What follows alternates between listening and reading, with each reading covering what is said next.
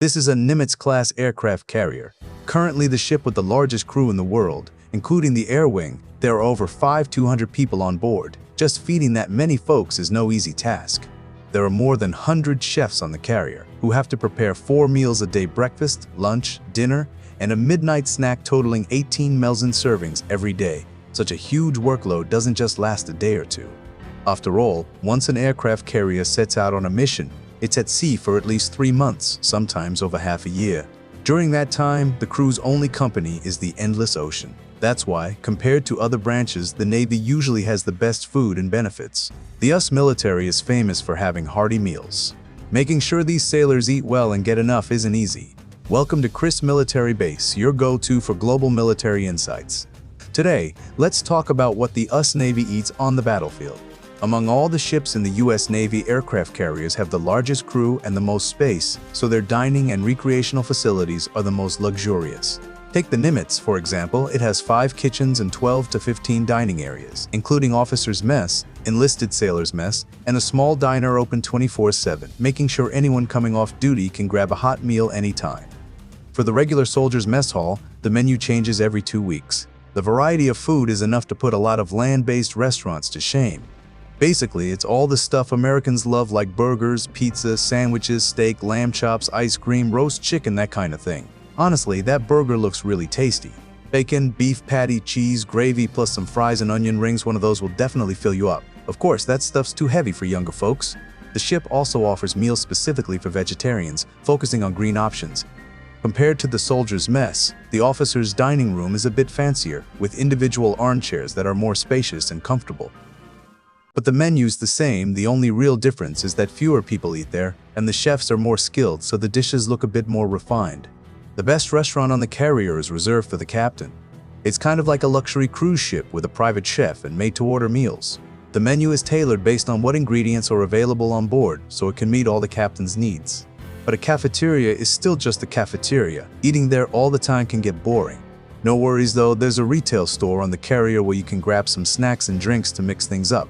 Compared to supermarkets on land, stuff here is cheaper and there's no sales tax. If you can't find what you want in the store, you can ask the retail service provider. Usually, as long as the request isn't too crazy, they'll bring it in with the next restock. Craving Starbucks? No worries, they've got it here too. The US Navy partners with Starbucks, and Starbucks baristas actually come aboard the aircraft carriers to personally teach the crew how to make a perfectly brewed cup of coffee. There are 7 drink options: latte, cappuccino, macchiato, caramel macchiato, americano, dark chocolate, and white chocolate. Sometimes they even have carrier-exclusive flavors that you can't get once you're back home. Starbucks is usually the most popular spot on the carrier, and the crew often lines up in long queues just to get their coffee fix. All the cooks on the aircraft carrier aren't your average chefs. They all come from the US Navy Culinary School. This school trains every cook in the Navy. They're not just in charge of meals on the ship, they also handle meals for the president, the vice president, and all generals with 4 stars or higher. Here, the trainees go through 3 years of intense training, turning them from complete cooking newbies into chefs who can cook for hundreds of people. From stewing beef and making rice to pasta, various pies and baked goods, they have to master more than just one dish. They need to be good at everything. The training process is pretty tough. Mentors usually have pretty high standards after all. This isn't just cooking in a regular restaurant. Out on the rough seas, things can change in a flash. You've got to handle emergencies, make the best meals you can with whatever ingredients are on hand, and do it all quickly and with top quality to keep the crew happy. After years of training and passing all sorts of tests, graduates get assigned to random Navy ships to serve, and that's when the hectic kitchen life really kicks in. Compared to the crew, being a cook is no walk in the park. We've got to make sure everyone's fed. I'll be cooking for 5,000 people on the ship. It's definitely a challenge, but I love cooking. Besides the great food, the entertainment on the carrier is pretty lively. When there's no mission, the hangar and deck turn into huge hangout spots. The crew can throw BBP parties, have eating contests to see who's the fastest. You know, we gotta make sure that everybody's being fed, and I cook for 5,000 people on the ship. It's challenging, but at the same time, I like cooking. Grab some self-serve ice cream and fresh brewed coffee, sit out on the deck on a sunny day, and a few bites will totally wash away your fatigue. If you're up for some sports, you can toss around a football, spar with a buddy, shoot some hoops on the deck, swing a few golf clubs, or even set up a screen to watch a movie. Sometimes there are underwater activities to boost morale, and during those times, the carrier will stop and mark off a safe area around it so the crew can jump into the sea and chill out. These activities have become a key way to relieve the stress of living at sea for long periods. When serving at sea, especially during holidays, it's common for sailors to miss going home. In those cases, the aircraft carrier offers some special perks. For example, during Christmas, the biggest holiday for Americans, even the admirals pitch in to serve food, keeping up the tradition of high-ranking officers helping out. The Christmas meals are fancier than usual, and the festive spirit is strong. If the carrier is still on a mission at sea, they also hold special events on board to help the sailors feel less homesick. For example, during the Gulf War in 1991, the U.S. aircraft carrier Eisenhower spent Christmas in the Persian Gulf. During a routine mission briefing, Santa Claus suddenly showed up, instantly breaking the serious mood. "I've brought gifts for the wives." He was holding a big bundle of gifts, not just ordinary souvenirs, but tokens of love from family far, far away. Among them were cute cartoon slippers, colorful floral shorts, Christmas-themed red handcuffs, a mermaid toothbrush, Star Trek memorabilia, and all sorts of personalized stuff. Back then, when delivery services weren't as advanced, getting gifts from home meant the world to these soldiers. It was the best holiday comfort they could ask for. Christmas is just around the corner, and our old friend World of Warships has a special holiday gift for all new and returning players. Starting December 1st, log into the game and get a free Tier 9 battleship. The entire port has been remodeled, and the Christmas tree is back. There are 24 brand new Christmas videos in this event. The more videos you hang on the tree, the better your rewards. Plus, the heavy supply crates, Santa's gifts, and the extra-large Santa gifts are making a comeback in the game. Alright, let's get back on track. Each Nimitz-class aircraft carrier has 11 dedicated video storage rooms, 7 dry storage rooms, and 4 refrigerated rooms, allowing it to carry over 9 days' worth of food.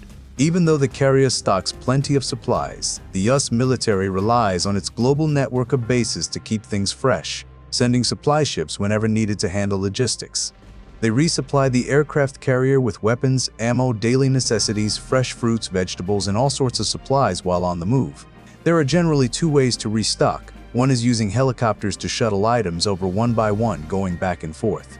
The other is using a rope transfer system that links the supply ship and the carrier, allowing supplies to be transported while both ships sail side by side. This method is efficient and fast, letting them deliver a large amount of supplies in a short time.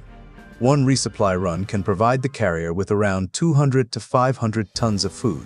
Now that we've covered aircraft carriers, let's talk about another unique branch of the Navy, the submarine crew.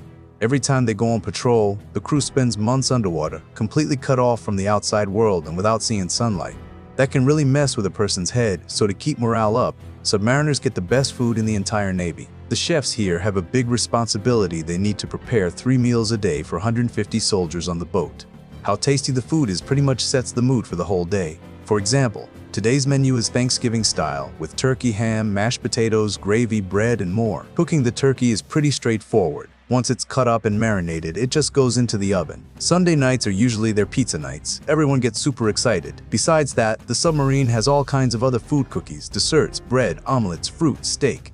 The chef does their best to offer a variety of dishes, and to keep everything tasting fresh, all the food is made on the spot. Judging by the sailors' expressions, it probably tastes pretty good. The menu cycles every 28 days, so if you end up eating the same meal again, you know the mission has been going on for almost a month. Of course, fresh fruits and veggies have a shelf life usually about 2 weeks before they're gone. If there's no resupply, we have to rely on the frozen and canned stuff from storage. To meet wartime needs, every nook and cranny on the sub is packed with food supplies. When it's time for a long mission, that's all the stock the crew has to get them through. When they're not on a mission, the cooks on the boat are probably the busiest people around, working over 12 hours a day. Because of that, they earn quite a bit more than other Coast Guard cooks, with average yearly pay over $100. For the sailors on board, mealtime is probably the most relaxing and enjoyable part of the day. The mess hall is designed to feel like a bar in South Dakota, giving the crew a homey vibe. Besides that, the crew has plenty of ways to keep things from getting boring on the sub, like playing a few rounds of chess, finding a cozy corner to play on the Switch, hosting a little book club, or just hanging out with friends, smoking and chatting to unwind. These are all great ways they relieve stress. Overall, the food, benefits, and leisure activities in the U.S. Navy are top-notch. From the sizzling sound of steaks cooking in the galley to the stealthy roar of jets on the flight deck, these have become a big part of their military culture. The cooks below deck and the pilots on the flight deck aren't all that different. They're both key pieces of this floating fortress. That's it for this video. If you want to see more food-related content, let me know in the comments.